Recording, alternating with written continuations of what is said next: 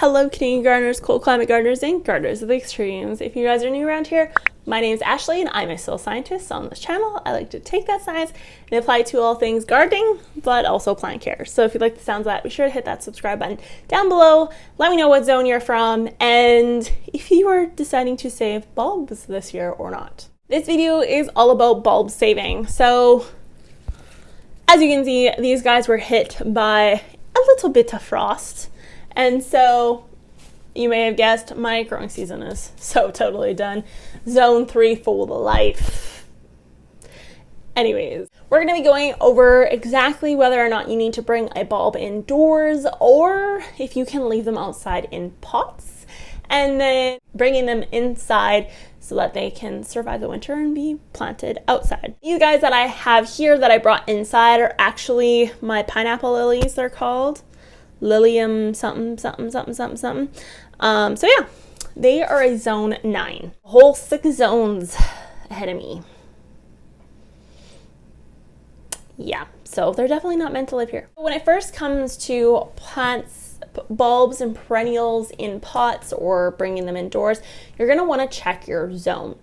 If your zone is zone 3 and your bulb or your perennial or whatever the case is a zone 4, 5, 6, whatever, unfortunately, you're going to have to bring it indoors. The exception to this is if you have a zone 4 plant and you're trying to push the envelope a little bit, you can try to leave them outside in a very sunny location under the ground. It has to be underground, with mulch on top.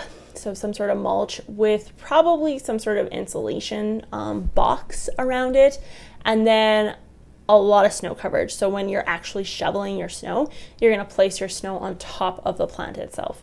And that's pretty much how serious you have to be about this. If you follow kind of all those directions, there is a small likelihood that you may be able to push the bounds of gardening and be able to keep those higher zones in your yard. A really good example of this actually was an article done by the CBC where there's a lady in Montreal who grows banana trees. It looks like alocasias, different colocations, the different caladiums, and just a whole lot of different tropical plants. And she actually doesn't bring those bulbs indoors in a lot of cases. She leaves them outside, and you can tell she's using some sort of hot box scenario. So she's cutting down the foliage and then she's built an insulated box around it, which she then puts mulch inside of that, and then she puts probably all her snow on top of that.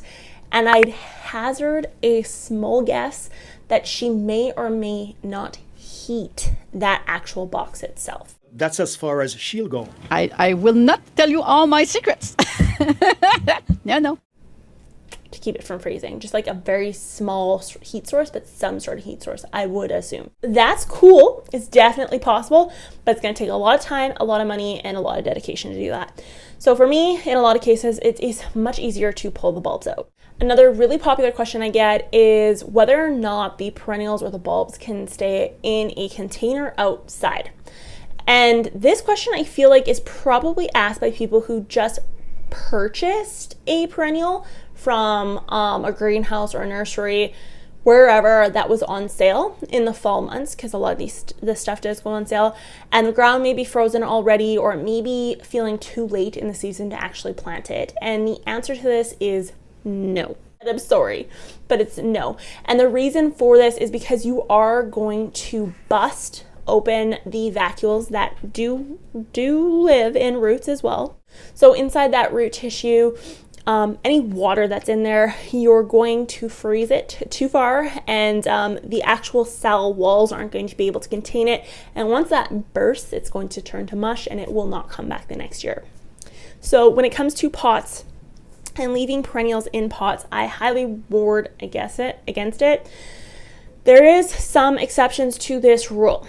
So if you are in a zone 3, forget about it. There's nothing really that this will work for. But there is, if you are in a zone, let's say you're in a zone 5 or 6. Let's do 6. Let's do Ontario. Hi, Ontario. say you're in like Ontario area or Wyoming. I think Wyoming probably is like a zone 6. Anyone from Wyoming, let me know in the comments below. I would assume you guys are probably zone 6. New Jersey, probably. Anyways, if you're in a zone 6 and you have a perennial in a pot, you could probably, I would think, get away with a zone 4 or 3. So I would skip zone 5. Zone 5 is probably not low enough. But if you got into a zone 4 or 3, like 3 or 4, 2, 3, 4, and you left it in a pot, that would probably actually be okay in your environment. It probably wouldn't get cold enough to actually cause any damage. So those perennials, yes, you can leave in the pot, and actually probably would be preferred in a lot of cases for that plant to be in the pot rather than in the ground, because in the ground it probably really isn't going to go dormant, and that is because the ground, in order to heat the earth or cool the earth enough, it takes a lot of work compared to a pot, which is very exposed to the elements. It's the same thing when it comes to the sun, and we talk about black pots and how much heat they can collect, and how they can heat the soil and how that can affect the roots, and how some plants really don't like that. It's the same concept, especially when it comes to freezing. So if you're in a zone 3, not going to work. If you're in zone 4, I guess you could go zone 2 perennials. And then I would always hop 1, in my opinion. Now, once you start getting higher and higher and higher, you'd probably want to skip more and more zones going down. So some cases you can, but for the most part, I would say try to steer away from it. Now, when it comes to the higher zone perennials and when to know when it's time to actually pull your perennial out, let's talk about that. So this is a zone 9. It's a pineapple lily, Lilium something. It's a really, really cute plant. I love this so much. So this guy, you can see he's got nice white roots. He's got his beautiful big bulb, and this one actually has babies on it. So this guy has baby bulbs. So you can see all his little babies.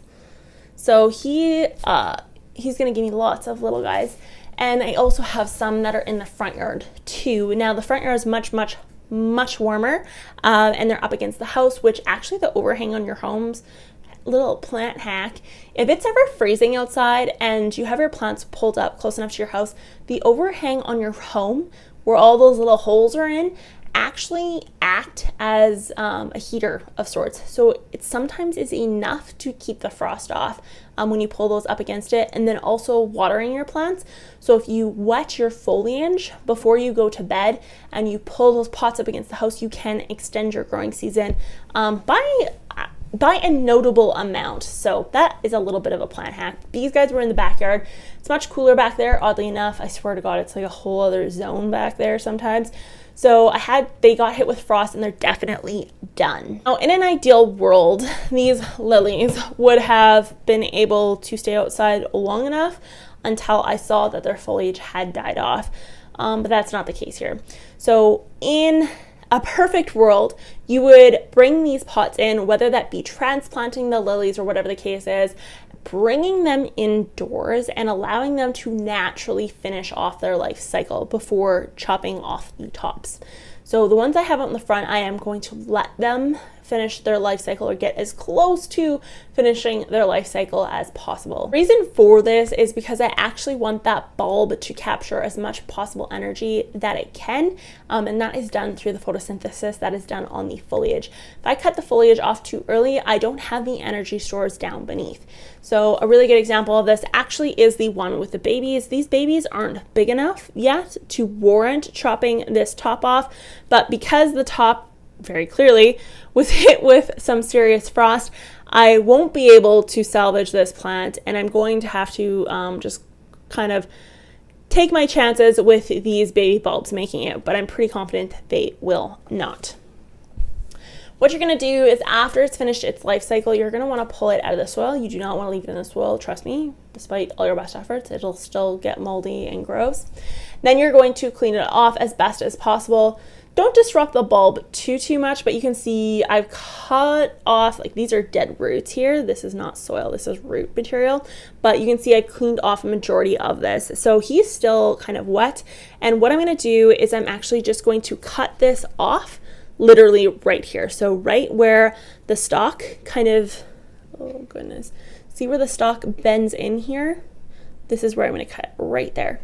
And I'm going to make sure that there's no greenery on here.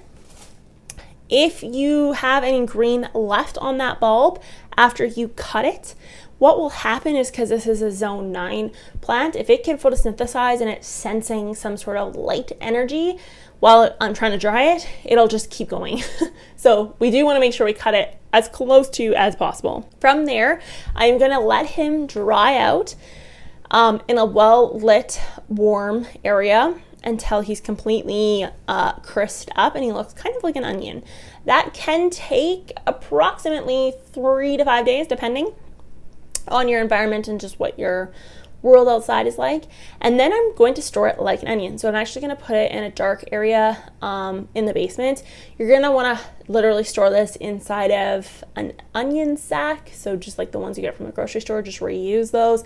A nylon, like a pantyhose nylon, netting of some sort, like anything of that nature that has airflow. You do not want to store these inside of a Rubbermaid, a plastic bag, a t-shirt, nothing like that. You want to have that airflow.